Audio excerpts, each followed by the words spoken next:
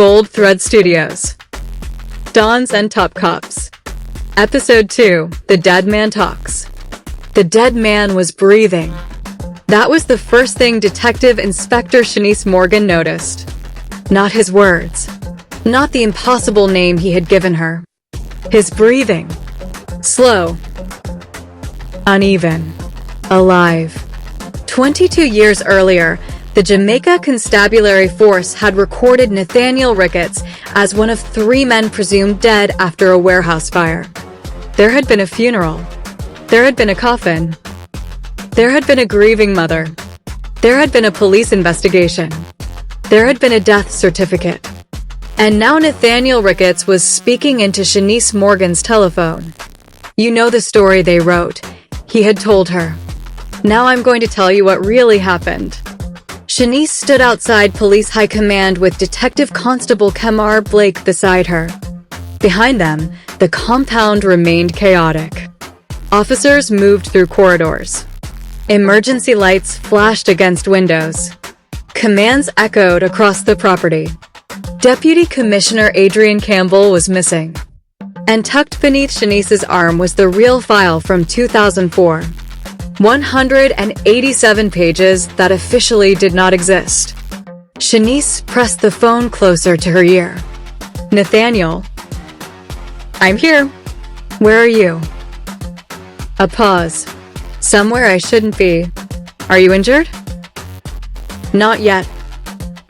Kemar watched Shanice's expression. She put the call on speaker. Nathaniel, this is Detective Inspector Shanice Morgan. Detective Constable Kemar Blake is with me. Nathaniel laughed softly. Police always like introduction. Shanice ignored it. You called me. Talk. Another pause. Then Nathaniel said something neither detective expected. Adrian Campbell is not your enemy. Shanice looked at Kemar. Deputy Commissioner Campbell just admitted covering up the 2004 investigation. I know. You know? He did it for me. Shanice's expression changed. And Marcus Daley. That landed differently. King. One of Kingston's most powerful dons. Shanice tightened her grip on the phone. Start at the beginning.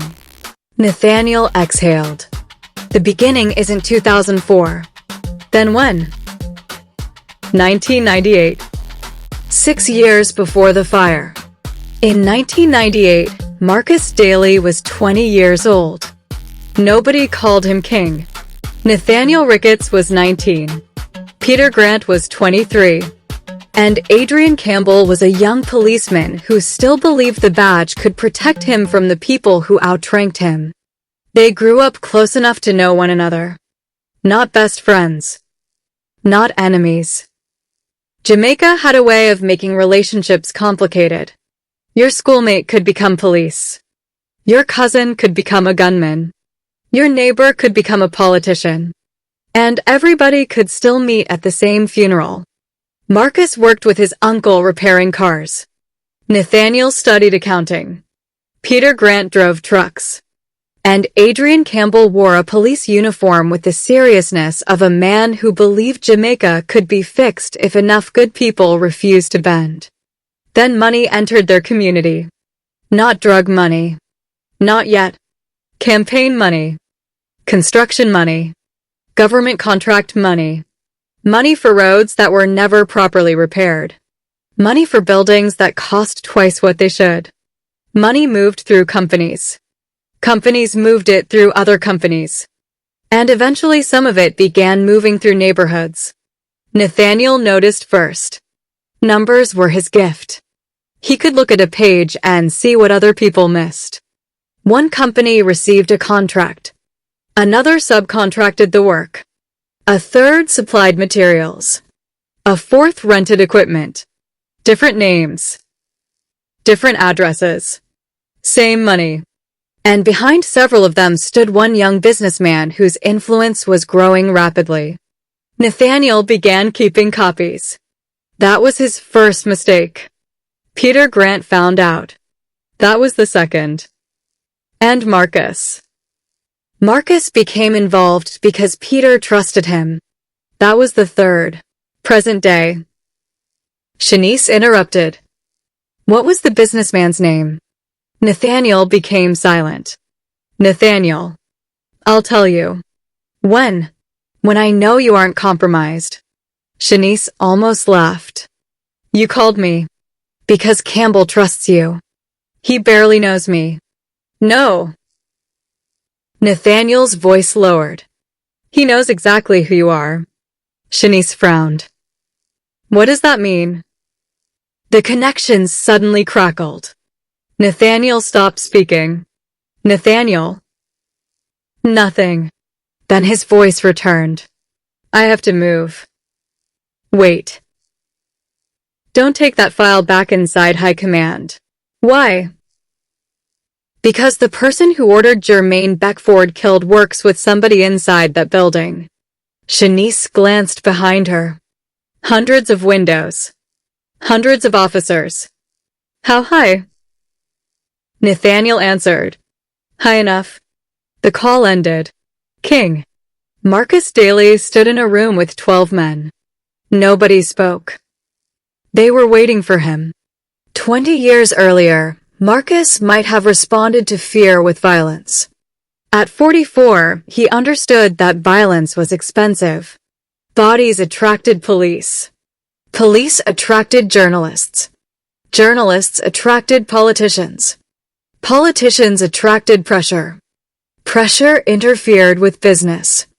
Marcus preferred information. Information was quieter. Find Nathaniel. One man nodded. Before police? Marcus looked at him. No. The man frowned. Marcus continued. Before whoever took him finds him again. Another man asked. What about Duppy? What about him? Word is him asking about 2004. Marcus's face remained calm. Inside, something shifted. How would Duppy know about 2004? Nobody know. Marcus turned toward the window. That was becoming the question of the day. Everybody knew something they weren't supposed to know.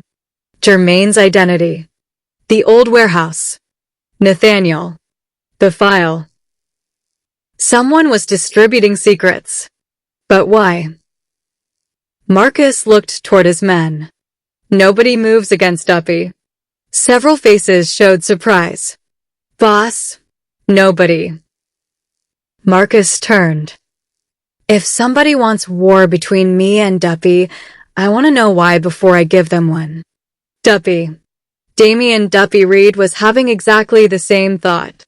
He sat inside the barber shop after closing. No customers. No music.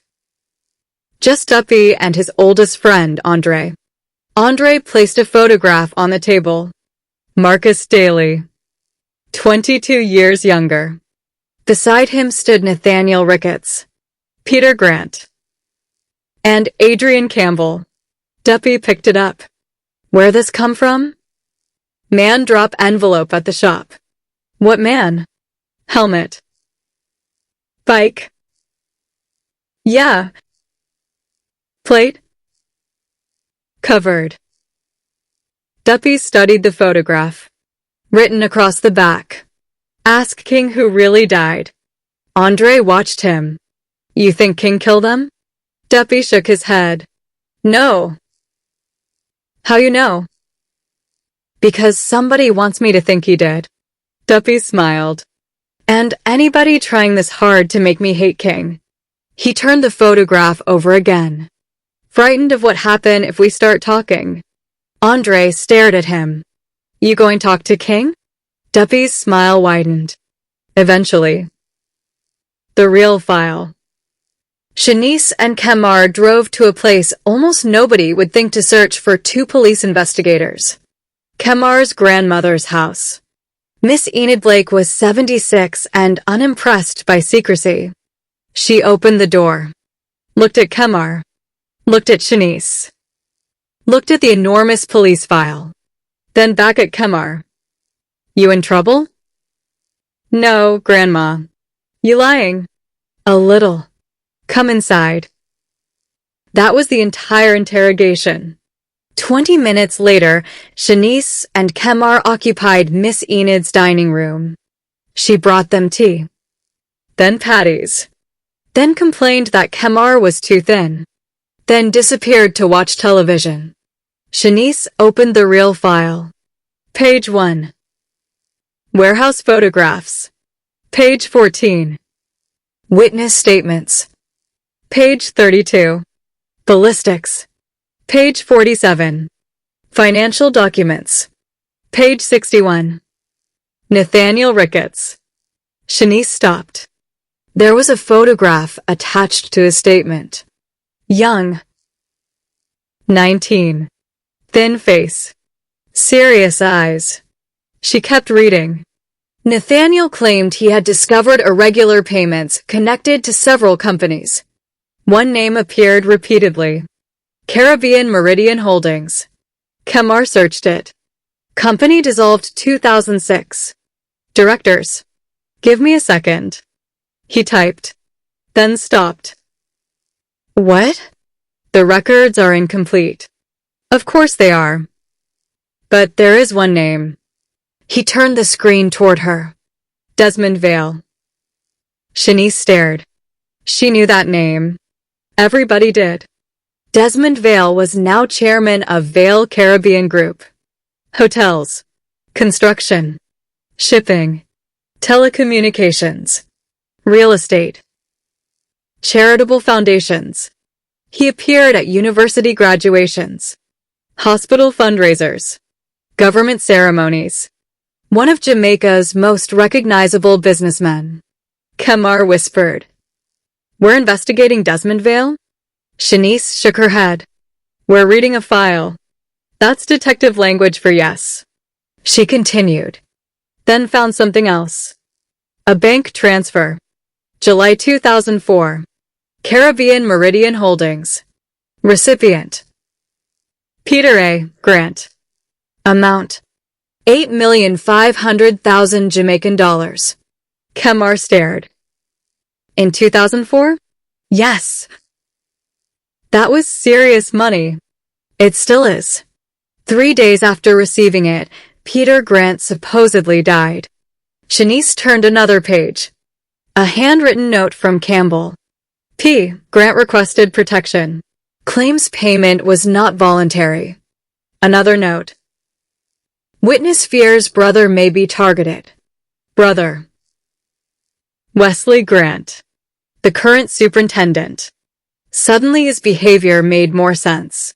Not enough. But more. Superintendent Grant. Wesley Grant sat inside his car. Engine off. Windows closed. Telephone against his ear. You promised me this was finished. The voice on the other end answered calmly. It was. My brother's file is out. Silence. Campbell kept it. I know. Grant's eyes narrowed. You knew. We suspected. You told me it was destroyed. We were wrong. Grant gripped the steering wheel. Where is Campbell? We're looking. And Morgan. Another pause. We're looking for her too. Grant closed his eyes. No. Excuse me. You leave Shanice alone. Superintendent. I said leave her alone. The voice became colder. You appear to have forgotten your position. Grant opened his eyes. No. He looked toward Police High Command. I think I'm finally remembering it. He disconnected. Then removed the SIM card. Broke it. And whispered. Peter, what the hell did you get us into? Adrian Campbell. Deputy Commissioner Adrian Campbell was alive. Barely. He sat inside the back seat of an old Toyota parked beneath an unfinished building. Blood soaked the left sleeve of his shirt. The bullet had passed through. Painful. Messy. Survivable. The woman beside him tightened a bandage. Campbell clenched his teeth. You enjoying this? She smiled. A little. Dr. Althea Bennett had known Campbell for 28 years. She had also spent 28 years pretending she didn't. Officially, she was a private physician. Unofficially, Althea knew where too many bodies had almost become bodies. You need hospital. No. You need stitches. Do it. In a car. You've done worse. That was Haiti. That makes it better? No. It makes you irritating. Campbell's phone vibrated. One message. Unknown sender. Morgan has the file. Campbell cursed. Althea looked at him. What? They found Shanice. Who? I don't know. Campbell reached for the door. Althea pushed him back. You're going nowhere. I need to get to her. You're bleeding. Althea. You're 60. 59. Your arteries don't care. Campbell stopped. She tightened the bandage. Call her. I can't. Why? Because if my phone is compromised, I lead them directly to her. Althea stared at him. Then call somebody you trust. Campbell looked away. That was the problem. After 31 years in law enforcement, the list had become very short. The first body wasn't the first body. At Miss Enid's house, Shanice reached page 93. And stopped. Wait. Kemar looked up. What? She read again. Warehouse recovery report. 3 presumed victims. Peter Grant. Nathaniel Ricketts. Unknown male. But Nathaniel was alive. And according to Nathaniel, Peter had not died in the fire. Kemar understood. So who was in there? Shanice nodded. Exactly. 3 bodies had supposedly justified 3 deaths. But if 2 identified men hadn't been among them, then whose bodies had police recovered? They turned to the forensic section. Missing. Pages 94 through 112 had been removed. Not from the fake file. From Campbell's real one. Someone had reached even this copy. Kemar whispered. Campbell didn't have everything. Shanice looked at him. No. Then she saw handwriting on the bottom of page 93. Almost invisible. Campbell's. Ask Morrison about St. Catherine. The archive clerk. Mr. Morrison. Shanice grabbed her phone. No answer. Again. No answer. She stood. We need to find him. Too late. Mr. Morrison's house was open. That was wrong. Shanice knew it before stepping from the car. Front gate unlocked.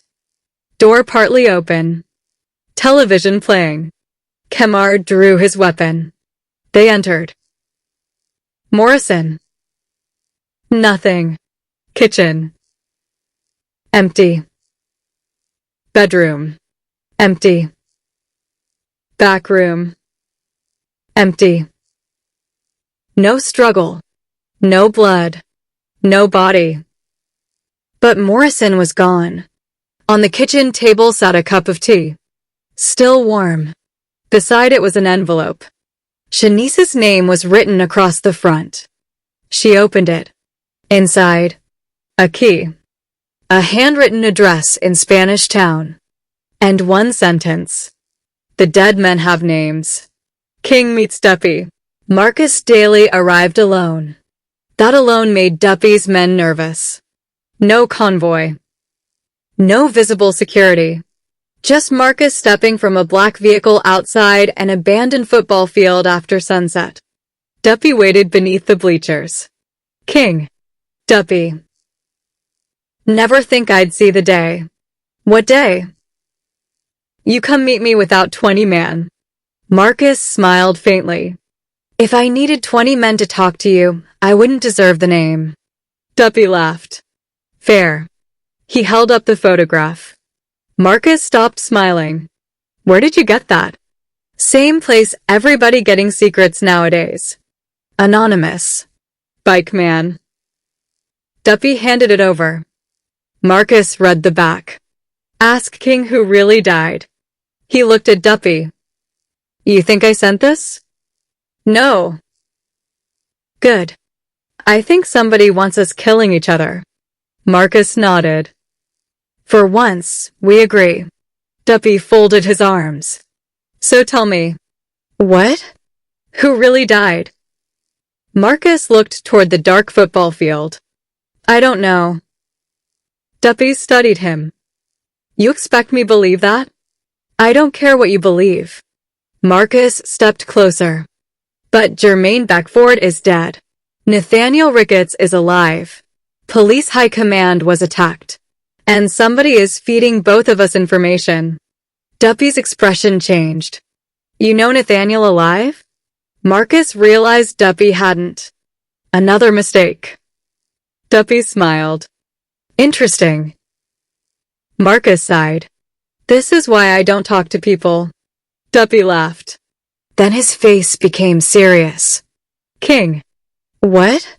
If somebody inside government and police want us fighting. He paused. What they hiding? Marcus looked at him. Something worth killing Jermaine for. For the first time in their lives, the two rivals weren't thinking about killing each other. They were looking in the same direction. And somewhere else in Kingston. Somebody realized it. The message. Desmond Vale sat at the head of a dinner table. Crystal glasses. Imported wine. Quiet conversation. People laughed around him. A minister. Two executives. A foreign investor. A university administrator. Respectable people. Powerful people. His phone vibrated. Vale glanced down. Daley met Reid.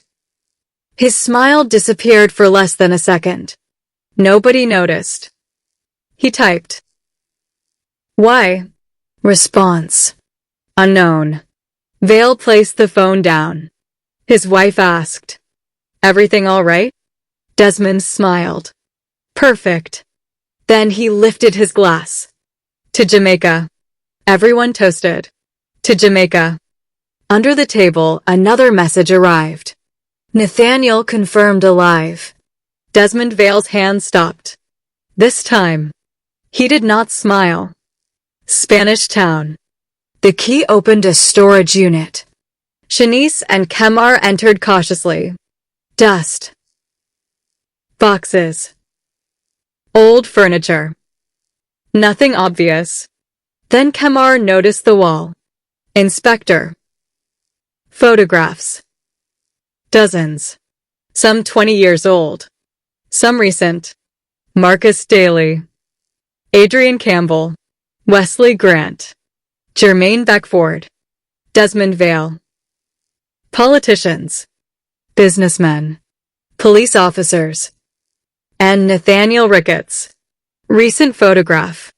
Taken in another country. Shanice moved closer. He was being watched. Kemar pointed. Not just him. Strings connected photographs to documents. Bank accounts. Companies. Dates. Deaths. This wasn't Morrison's investigation. It was too large. Too organized. Someone had been building it for years. Then Shanice saw the center. A photograph of Desmond Vale. Below it. The architect. Kemar whispered. Jesus. Shanice's phone rang. Unknown number. She answered. Morgan. Nathaniel. You found it. How do you know where I am? Because I told Morrison to send you. Shanice looked around. This is yours. Partly. Where is Morrison? Safe. Define safe. Alive. She exhaled. Nathaniel, what is this? The reason I stayed dead. Shanice looked at Desmond Vale's photograph. Is Vale responsible for Jermaine? Yes. For the warehouse? Yes. For Peter Grant? Silence. Nathaniel? No. Shanice froze. Then who killed Peter? Nathaniel breathed heavily. I did. Kemar stared at the phone. Shanice said nothing. Nathaniel continued. Not because I wanted to. What happened? He had a gun. Why? Because Peter discovered who Vale really worked for. Shanice frowned. I thought Vale was the top. Nathaniel laughed bitterly. That is what Vale wants everybody to believe. The room suddenly felt colder. Shanice stared at the photograph labeled the architect. If Vale isn't at the top. Nathaniel finished the thought. Then you haven't met the person running this yet. The knock. At Miss Inez Ricketts' house, someone knocked. She approached slowly. Who? No answer. Another knock. She looked through the curtain. A woman stood outside. Well dressed. Perhaps 50. Miss Inez opened the door slightly. Can I help you? The woman smiled. I hope so. Who are you? The woman handed her an old photograph. Miss Inez looked down. Her face drained of color. Where did you get this? The woman smiled. Your son. Miss Inez looked up sharply. You know Nathaniel? I knew all of them. Who are you? The woman's smile disappeared. My name is Victoria Vale. Miss Inez stopped breathing. Vale. The woman continued. Desmond Vale is my brother. Miss Inez tried to close the door. Victoria stopped it. Please, leave. Your son is in danger. Because of your family. Yes. Miss Inez stared at her. Victoria's eyes filled. That is why I came. She reached into her handbag. Not for a weapon. For another photograph. She handed it over. For young men stood outside the warehouse in 2004. Marcus. Nathaniel. Peter. Campbell. But there was a fifth person standing behind them. A young woman. Victoria. Miss Inez looked up. Victoria whispered. I was there. Campbell returns. At 11:43 p.m., Shanice's phone rang again. This time the number was familiar. Campbell? Where are you? She hesitated. Safe. Good answer. You're alive. Disappointed. Undecided.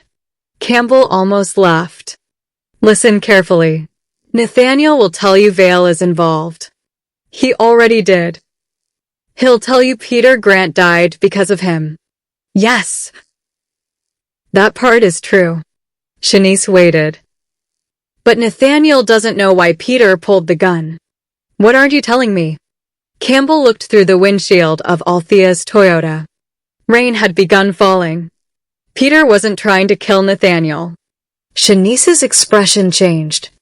Then who? Campbell closed his eyes. Me. 2004. Rain hammered the warehouse roof.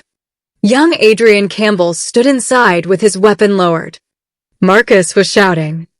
Nathaniel was bleeding. Peter Grant stood 10 feet away holding a pistol. And Victoria Vale was crying.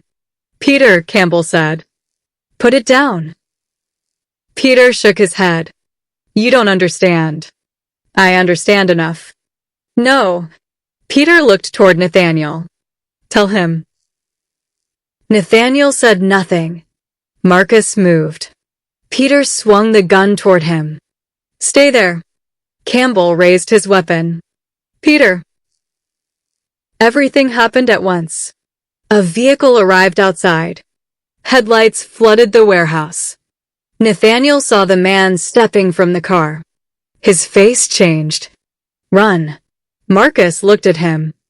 What? Nathaniel screamed. Run. Peter turned toward Campbell. Not to shoot him. To throw him the gun. Nathaniel misunderstood. He fired. Peter fell. Silence. Then gasoline ignited outside. Flames climbed the wall. Victoria screamed. Campbell ran toward Peter.